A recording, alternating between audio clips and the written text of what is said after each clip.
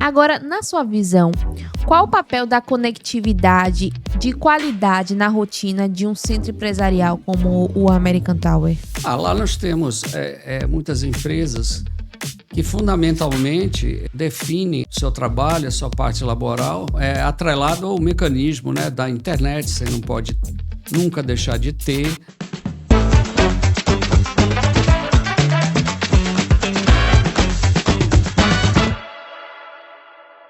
Olá, sejam muito bem-vindos a mais um episódio do UseCast. Meu nome é Rebeca Costa e hoje estamos aqui com ele, que é síndico e administrador do American Tower Business. O nome dele é Hélio Ortega. Tudo bem, Hélio? Boa tarde, Rebeca. Tudo bom? Prazer estar aqui com você. Estou à sua disposição aí. Prazer, você. Muito obrigada por ter aceitado a entrevista, tá? Você e o Felipe. Felipe é extremamente educado, foi acessível conosco. Muito obrigado mesmo, de coração. Mas para começar, eu gostaria que o senhor contasse um pouco sobre sua trajetória até se tornar síndico e administrador do American Tower. Bom, minha história é um pouco longa, né? Eu sou de outra época e tal, já fiz muita coisa na minha vida.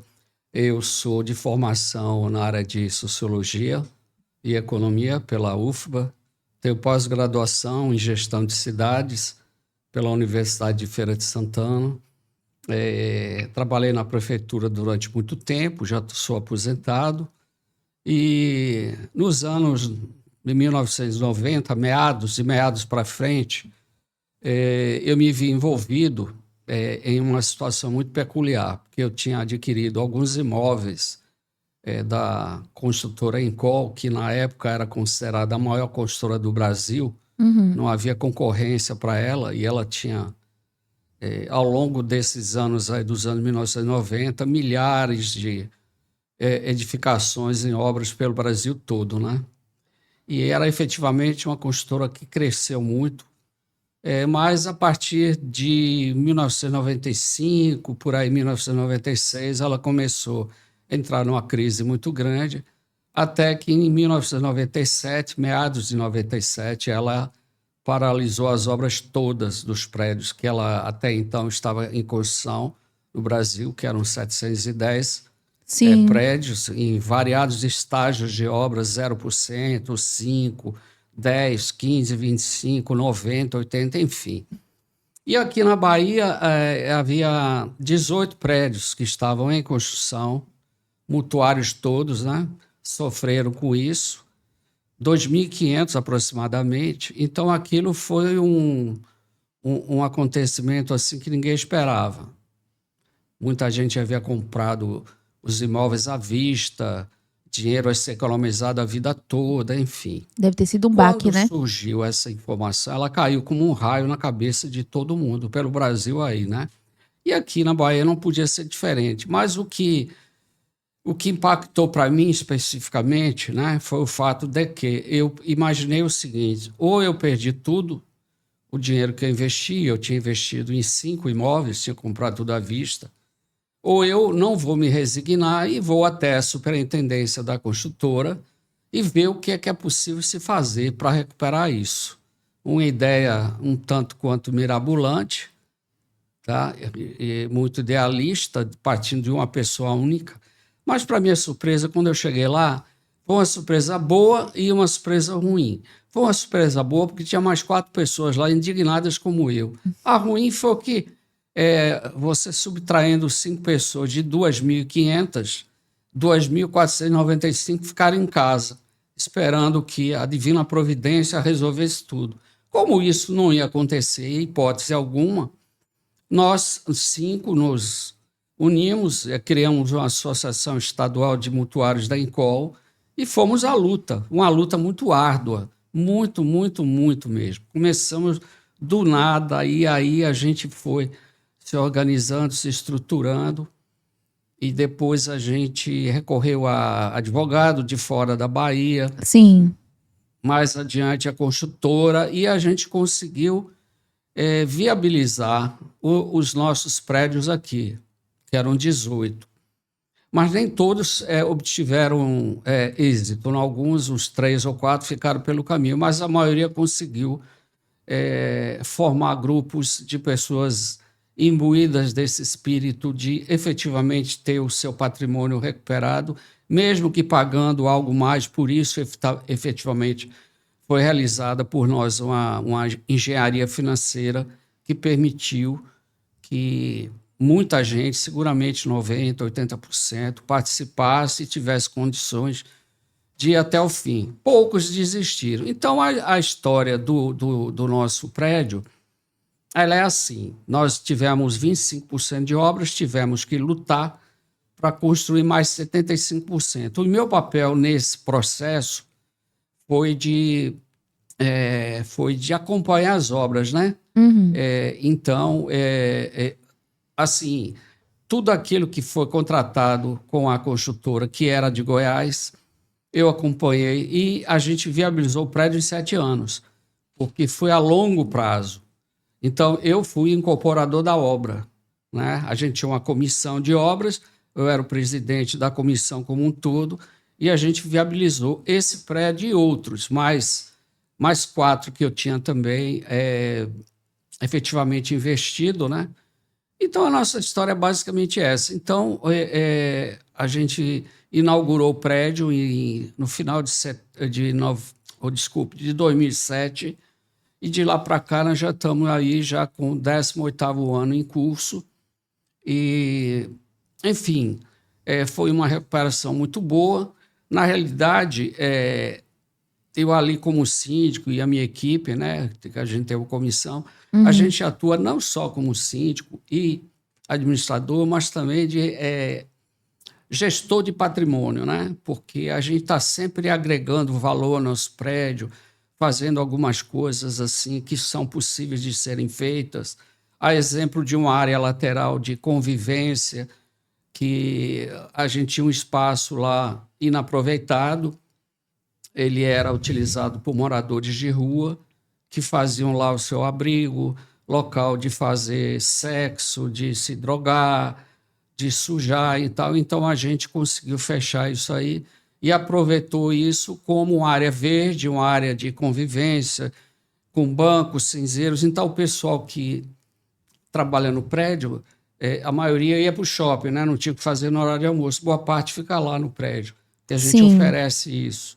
A gente vai fazer agora um upgrade da recepção, fazendo uma recepção ultramoderna, né?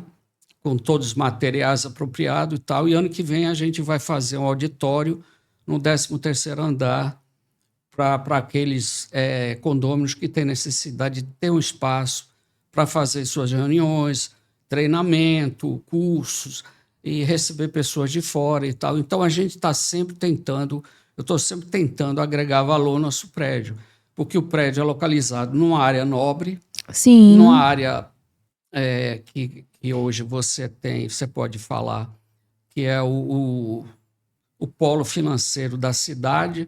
Você tem um polo hoteleiro também lá, para executivos, né, corporativo, um polo hoteleiro corporativo. E temos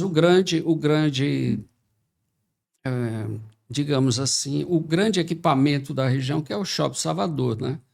Que é um shopping assim que eu posso afiançar com certeza que é o shopping preferido da população de Salvador, de fácil acesso, tem lá sua amplitude, você vê a luz solar, ele não é um shopping fechado como um caixote e tal. Sim. Então é um grande upgrade, atrativo lá para quem frequenta lá, tanto se hospedando para quem vem de fora, como quem trabalha lá no dia a dia. Eu só acho ali que pode ser feito ainda ao longo lá do canal uma modernização em termos assim de área para as pessoas andarem, fazer quiosque, tamponar o canal, que eu acho que é possível fazer, mas aí já com a prefeitura já foge um pouco da nossa alçada, né? Sim. Então é basicamente isso, né? Meu papel lá é esses anos todos. E é isso. A gente vai fazendo o que é possível, né?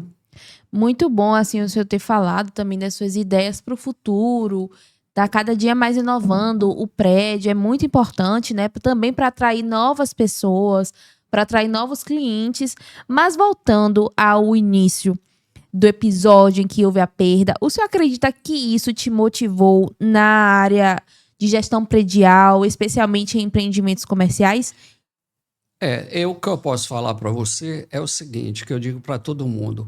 Nesse período aí de 10 anos, que foi de meados de 1997 até 2007. 2007, quando a gente inaugurou, né? A gente concluiu as obras lá do America Towers. Do lado tem um hotel também, que eu era também o administrador e o síndico, que é o America Towers Business e America Towers Residence, que fica do lado. Projeto idêntico, são muito parecidos, assim, entendeu? Fisicamente são iguais e tal.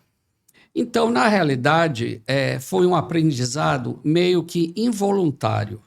Não foi uma coisa que eu vim desenvolvendo, porque eu tinha essa vontade. Na realidade, quando eu abracei esse projeto, eu vi que se a gente fizesse as confluências adequadas, a gente se cercasse de uma boa construtora, de uma boa consultoria e auditoria financeira, que é muito importante isso, e também de um apoio jurídico, certo?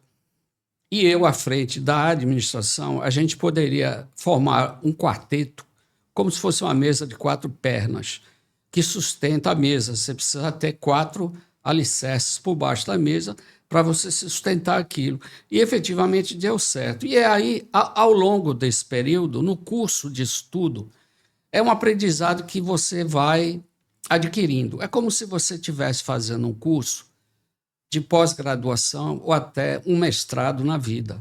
Você vai agregando conhecimento. Então, eu era um economista, sou ainda sociólogo e tal, mas pouco sabia sobre engenharia, sobre obra, a parte jurídica também, a parte de auditoria idem. Ou seja, são coisas que você vai, digamos assim, assimilando, até incorporando, que é uma palavra que muita gente não gosta, desse negócio de incorporar, mas efetivamente você vai se assenhorando daquilo tudo, que é um aprendizado. Eu costumo dizer que eu fiz 2 doutorados lá.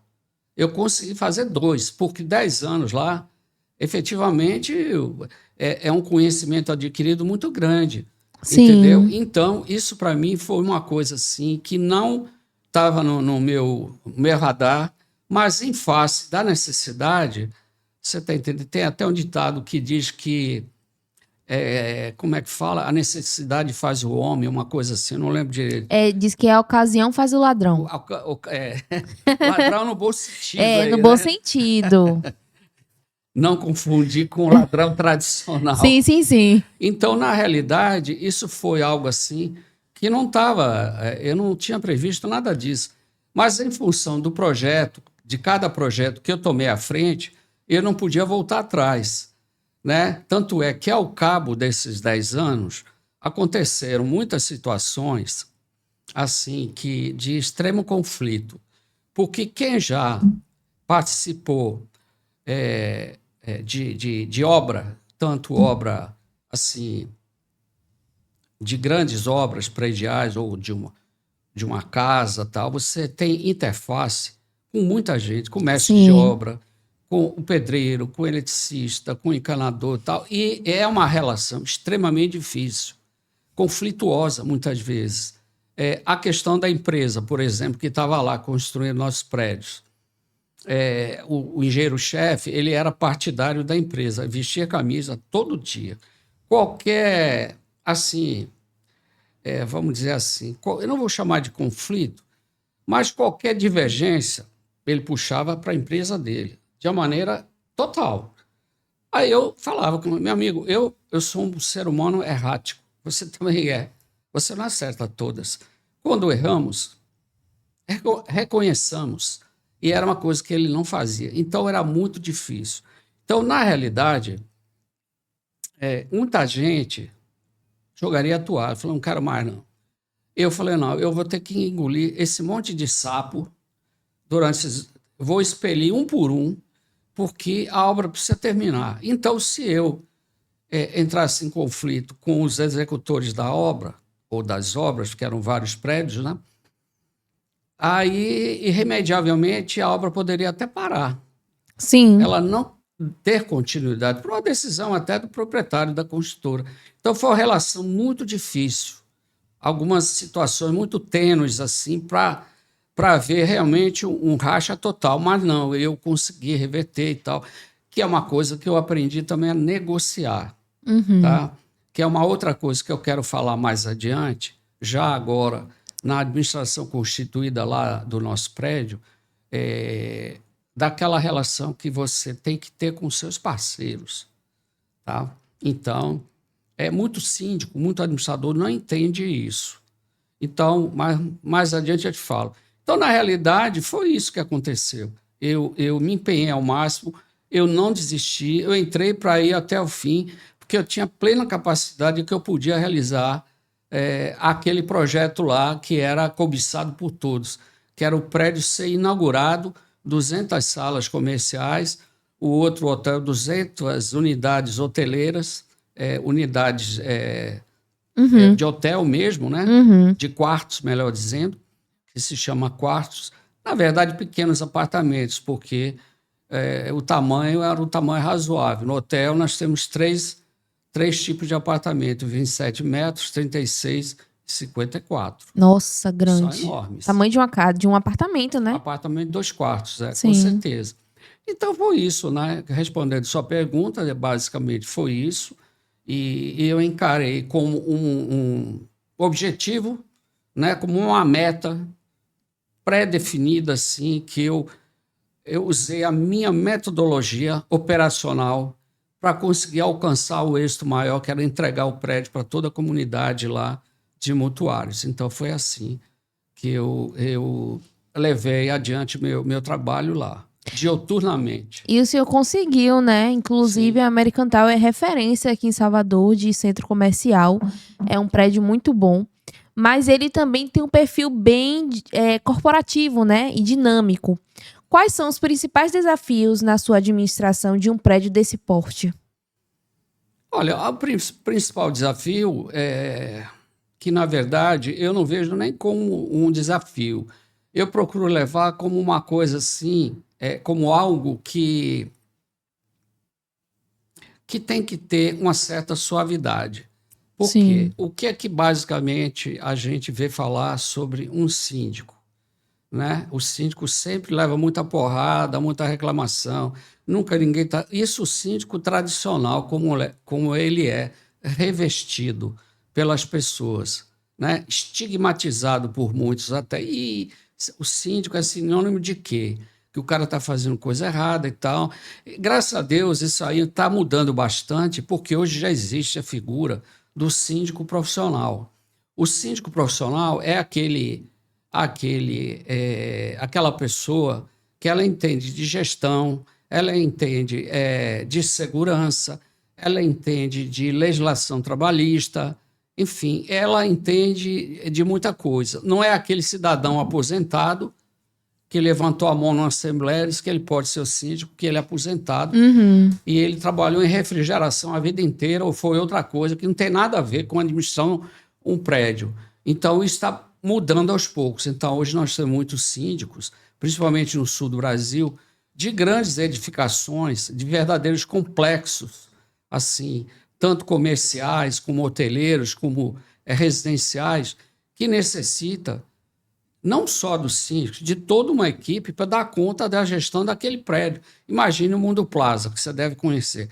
São 2 prédios gigantescos. Como é que alguém pode administrar aqueles 2 prédios, que é uma de salas comerciais de lojas, o outro é apartamentos, sem ter o devido conhecimento, sem ter a devida expertise para tratar dos problemas cotidianos? Porque os problemas, todo dia tem problema lá. Por exemplo, nós estamos agora numa época de chuvas. Então, todos os prédios sofrem um pouco de infiltração, porque a água ela é a maior inimiga dos prédios, porque tem uma fresta ali, a água entra. A água não deixa, porque a água vai procurando o caminho para ela se espraiar, certo? Nós temos na nossa cidade de Salvador uma insolação em boa parte do ano. Aí você acrescenta água, chuva, certo? Sol, salitre. Salvador é a segunda cidade do mundo em percentual de salinidade, de salitre.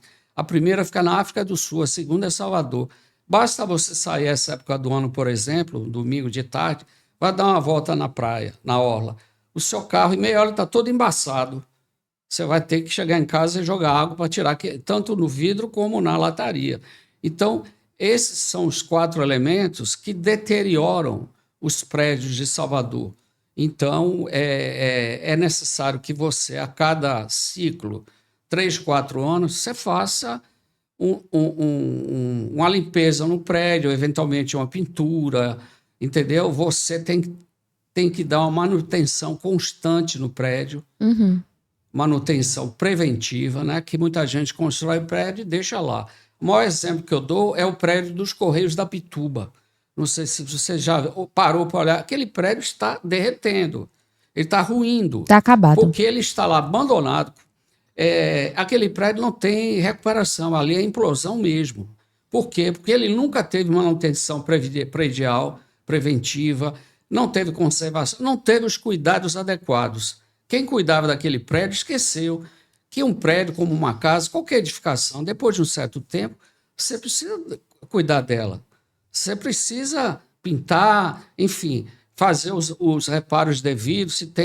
Se tem filtração, você tem que fazer aqueles cortes na estrutura, tal, enfim, recuperar, porque uma edificação não dura a vida inteira.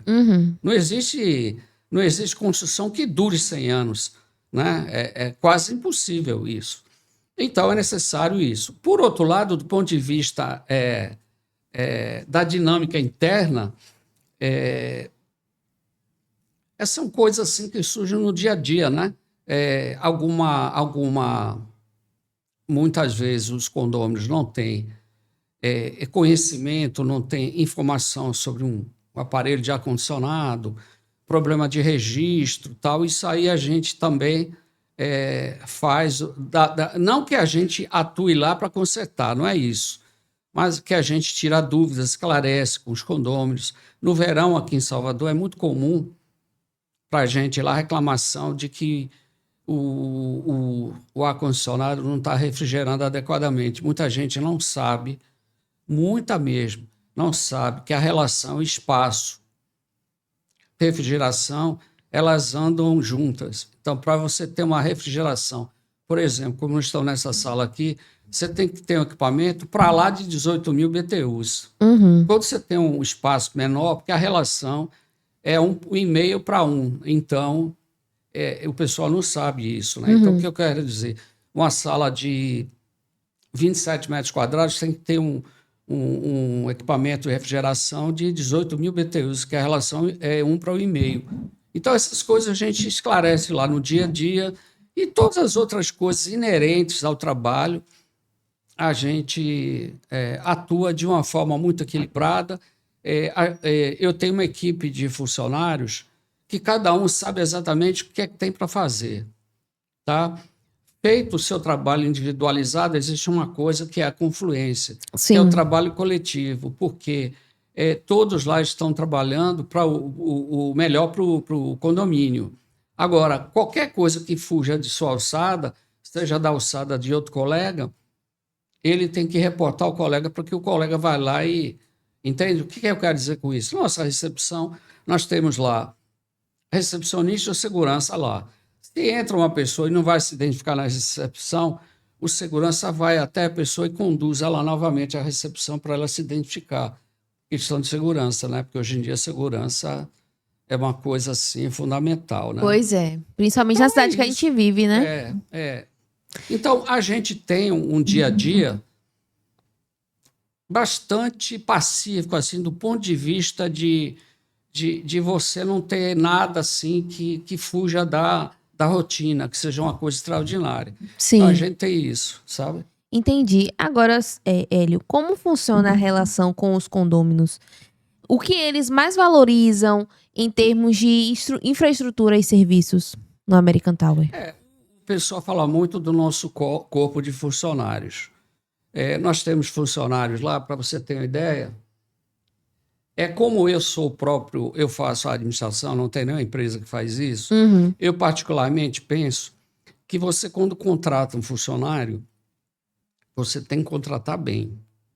Se você não contratar bem, não se esforçar para escolher o melhor, ou se não escolher o melhor, você escolhe quase o melhor, porque às vezes você não pode adivinhar o dia de amanhã. Às vezes a pessoa vai fazer lá uma entrevista com você, você fica muito bem impressionado, tal, e chega lá mais adiante, não é nada daquilo. A pessoa deixa a desejar. Então, eu procuro contratar as pessoas que queiram sentar praça no condomínio. O que eu chamo de sentar praça? É uma expressão utilizada para o sujeito que vai servir o exército. Sentar praça no condomínio. Ele permanecer lá, porque eu estou contratando, é um investimento para o condomínio, certo? Você contratando um funcionário desse, você vai pagar, na verdade, 2 funcionários, porque um você dá para o governo, você paga para o governo. Sim. O outro é o funcionário. E, além disso, lá nós não temos, eu não obedeço o piso salarial do sindicato dos condomínios, eu pago a maior. Não existe salário mínimo no meu prédio, todo mundo lá ganha mais do que salário mínimo. Então, digamos assim, a função menos especializada, que seria do servente, a pessoa que trabalha em serviços gerais, em todo lugar é salário mínimo. Eu não pago salário mínimo, eu pago mais do que o salário mínimo. E todos têm plano de saúde. É mesmo? Todos. E plano de saúde bom, de uma operadora muito boa, muito bem conceituada no mercado. Então, na realidade, eu tenho funcionários lá que estão lá desde que o prédio foi inaugurado, em 2007. Nós estamos em 2025. Então, eu, particularmente, dou muito valor a funcionário que tem aquela identificação com a empresa que ele trabalha, seu local de trabalho. Eu quero ver o funcionário motivado. Eu costumo fazer reuniões periódicas, tá? Bom. Para a gente, assim, cada um fala o que quer e depois a gente faz um somatório e passa a discutir o que cada um falou e a gente vai rodando a discussão. Eu acho que é por aí que tem que ser. Porque eu faço eventos também de motivação. Agora, recentemente, eu fiz que foram 2 palestras com uma psicóloga e uma especialista em RH, que ela discute muito assim, a questão da relação trabalho-satisfação do funcionário. Porque ela acha que o funcionário... Porque é muito comum o funcionário se acomodar, é a chamada zona de conforto, aquele que as pessoas meio que relaxam e tal. Eu quero ver o funcionário ser motivado, entende? E a gente pode fazer isso. Mesmo que o trabalho seja repetitivo, mas você pode buscar alternativas para que ele não seja tão repetitivo. Então, isso é um fato que motiva. Então, na verdade, o pessoal lá gosta dos funcionários porque os funcionários são conhecidos deles, entende? Eles já estão lá há muito tempo. O funcionário que eu tenho lá, que tem menos tempo, ela agora está na recepção, ela tem 4 anos. 4 anos? É a que tem menos tempo. Os outros todos têm 10, 12, 18, tal, enfim. Então é isso. A outra questão é que a gente lá, muitas vezes, a gente dá o apoio para o condômino, mesmo não sendo nossa atribuição. Por quê? Nós temos uma convenção, né? Nós temos uma convenção que ela estabelece o que é que o condomínio faz. O condomínio trabalha nas áreas comuns. Então, o que está escrito lá são as atribuições do condomínio, do síndico, o administrador e tal. O que não está lá não é da nossa alçada. O que eu quero dizer? Por exemplo, unidade privativa, da porta para dentro. Áreas comuns, corredores, garagem que o pessoal passa lá e tal, enfim, recepção, escadarias, tal e tal. O que se passa dentro da sala é com o condômino. A gente meio que quebra um pouco isso, porque a gente acaba às vezes, dando suporte também. Por exemplo, indicativo de alguma coisa e tal, entendeu? E é isso, né? Agora, enfim, eu queria falar também, se você me permite. Claro. Não querendo restringir suas perguntas. Eu acho o seguinte, essa discussão, né? Um condomínio, quais são as principais coisas de um condomínio? Assim, que são essenciais. Tem muita coisa. Muita gente fala limpeza e segurança, mas tem muito mais, sabe? Porque além da limpeza e da segurança, você tem o elevador, certo? O elevador é um meio de transporte de curto percurso, né? Sobe lá 20 andares, 30, 15 e tal. É um meio de transporte. Pouca gente sabe disso. É o mais seguro de todos. É mais seguro do que avião, certo? Não sabia A disso. incidência de acidente com elevador é raríssima. Ano passado aconteceu. Ali no outro florestal, um elevador que despencou. Matou um Você funcionário. sabe o que foi ali? Displicência completa da gestão do prédio. Por quê?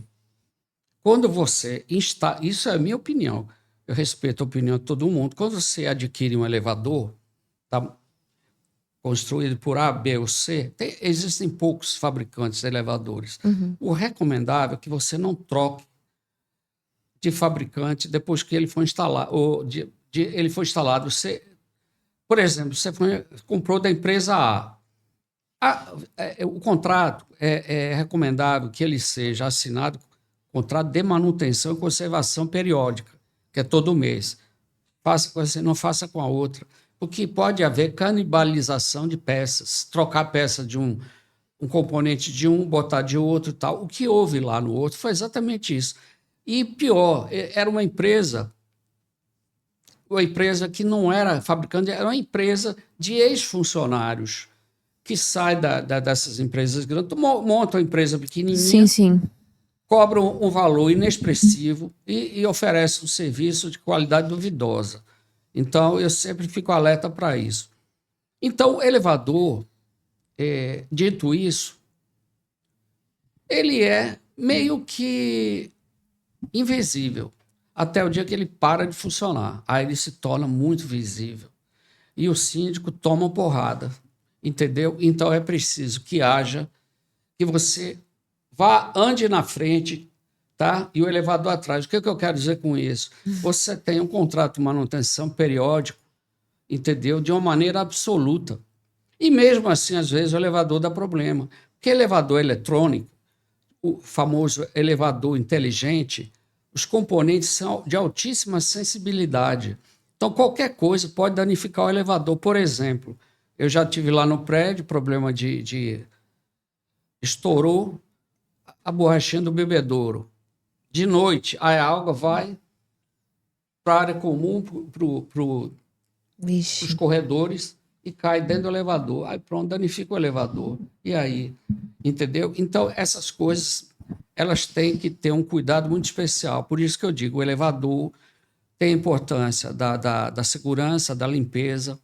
O gerador, você tem que dar manutenção anual, porque quando falta energia, o gerador supre áreas comuns, não é? Sim. Basicamente, e elevadores. Então, é também de muita importância.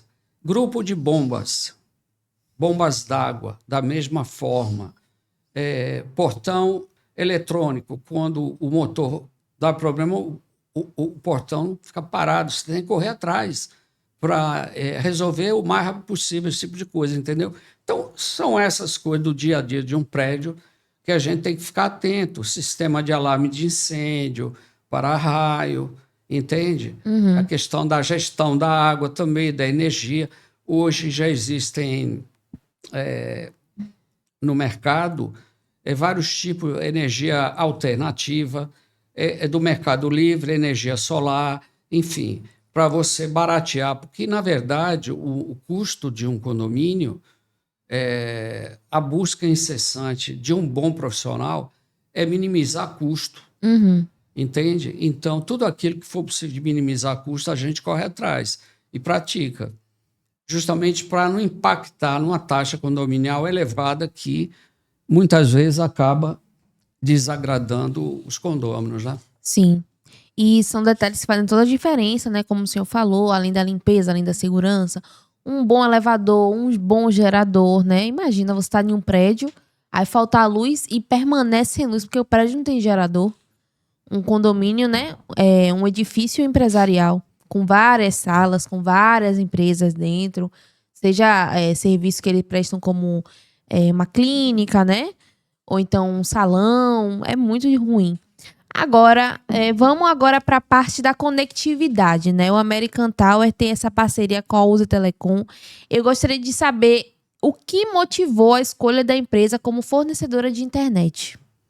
Foi a partir da visita feita lá pelos representantes da Uzi Telecom, de uma maneira muito efetiva, né? Gostei da abordagem e tal, porque isso é uma coisa que conta muito ponto. Sim. Né?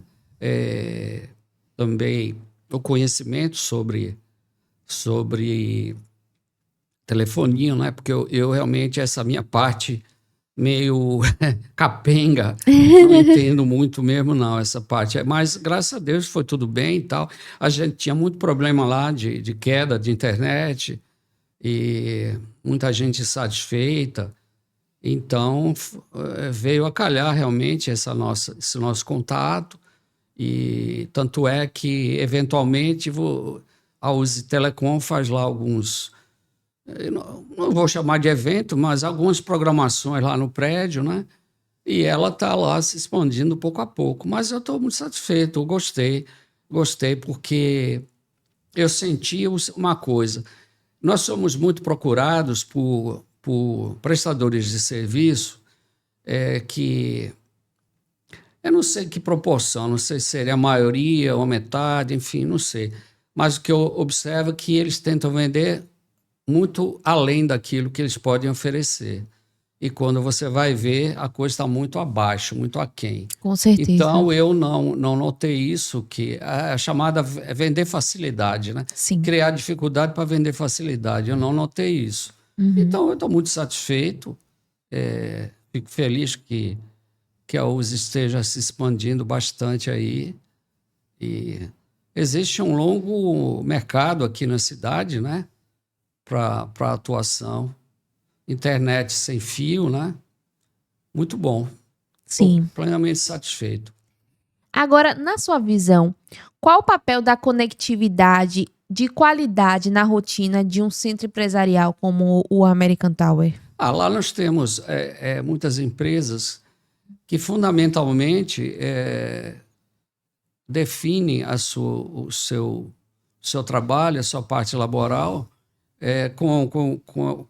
atrelado ao mecanismo, né, da internet. Você não pode nunca deixar de ter, né, são empresas que funcionam o tempo todo ligadas à internet, então precisam realmente de uma cobertura muito boa, né?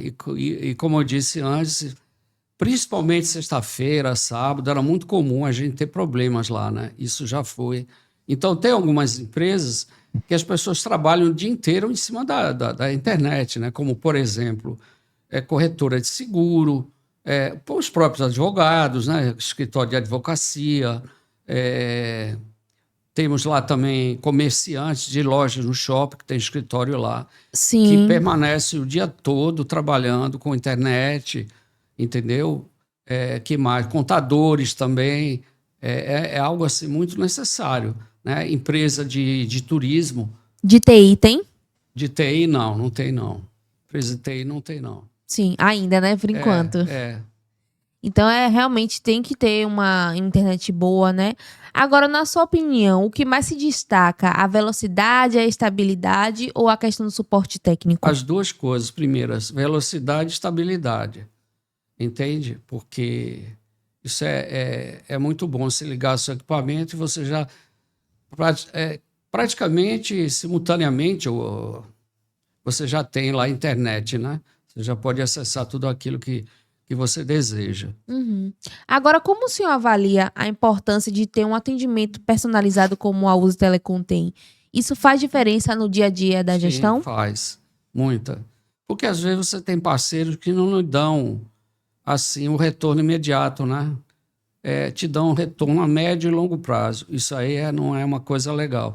Eu aproveito para falar, já que você falou disso, nós temos lá que é uma coisa também que eu queria destacar, aproveitando, eu acho que posso falar agora, que é assim, seus parceiros de trabalho. Então, nós temos lá, por exemplo, uma empresa que dá manutenção para várias coisas do condomínio, tanto a parte de câmeras, como portão, bombas d'água, sistema de alarme de incêndio, a parte do raio lá de cima que eu falei, do raio, do para-raio, né?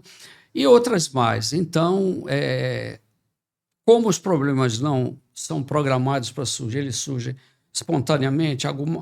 Por exemplo, uma câmara dá um problema, enfim, a gente precisa trocar alguma coisa e tal.